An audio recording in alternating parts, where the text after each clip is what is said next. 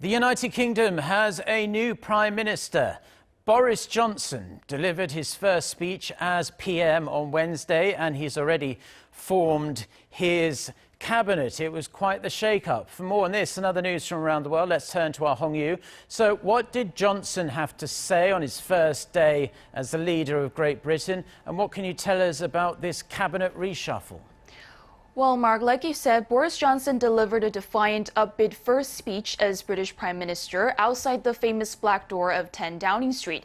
Johnson blamed pessimists and critics of Brexit for failing to lead Britain out of the EU for the past 3 years. He also emphasized that he will ensure Britain leaves the EU on October 31st. I have every confidence that in 99 days' time we will have cracked it. But you know what?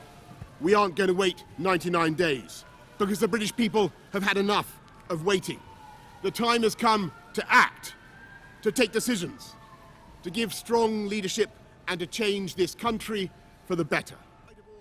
He also listed his domestic plans such as social care for the elderly, improving infrastructure, and recruiting 20,000 additional police officers.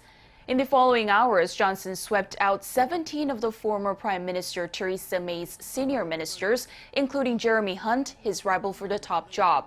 Johnson installed leading Brexiteers in key cabinet roles, such as Dominic Raab as Foreign Secretary and Priti Patel as Home Secretary.